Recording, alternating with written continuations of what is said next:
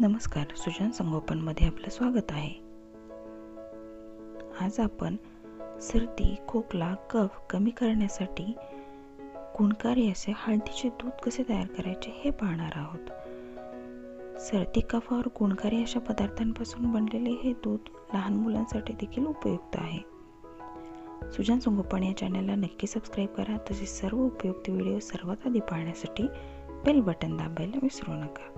चला तर मग आपण कृतीला सुरुवात करूया। या ठिकाणी घेतलेले मी दूध 1 ग्लास, 5 ते 6 लवंग, 1 चमचा गूळ, अर्धा चमचा हळद आणि 1 चमचा किसलेलं आलं। आता मी गॅसवरती दूध व्यवस्थित उकळून घेतलंय आणि त्यानंतर उकळलेल्या दुधामध्ये मी 5 ते 6 लवंग टाकते।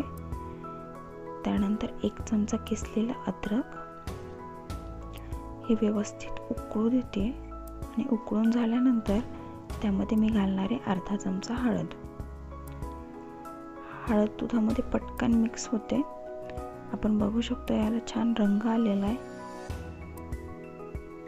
आता हे दूध व्यवस्थित 5 ते 7 मिनिट उकळून घ्यायचं, म्हणजे त्याच्यामधील सर्व पदार्थांचा अर्क त्या दुधामध्ये उतरेल।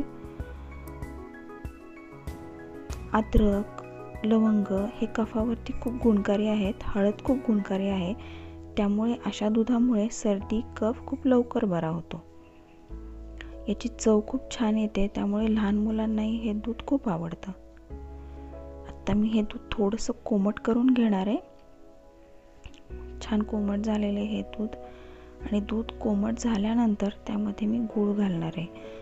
खूप गरम दुधात कधीही गूळ नाही घालायचा, कारण त्यामुळे दूध नासतं। छान गूळ मिक्स झाल्यानंतर आपण हा काढा ग्लासमध्ये गाळून घेऊया आणि हे अगदी थंड नाही होऊ द्यायचं, थोडंसं कोमटच पिल्याने याचा जास्ती फायदा होतो। लहान मुलांनाही आपण हे देऊ शकतो, याची चव अगदी उत्तम येते, त्यामुळे मुलांनाही हे दूध नक्की आवडेल। संध्याकाळी झोपण्यापूर्वी हे दूध मुलांना द्या। सर्दी आणि कफावरती, खोकल्यावरती आपल्याला लगेच परिणाम दिसून येईल। ही माहिती आपल्याला कशी वाटली हे कमेंट करून नक्की सांगा। तसेच आपले काही सूचना, प्रतिक्रिया किंवा नवीन माहिती असेल तर ती देखील आम्हाला नक्की कळवा।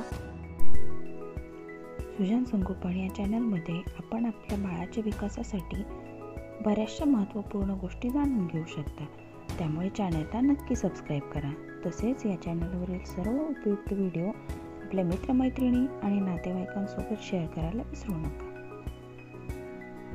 अशाच एका नवीन व्हिडिओसह, नवीन माहितीसह आपण परत भेटूया। आपण पाहत राहा सुजान संगोपन। धन्यवाद।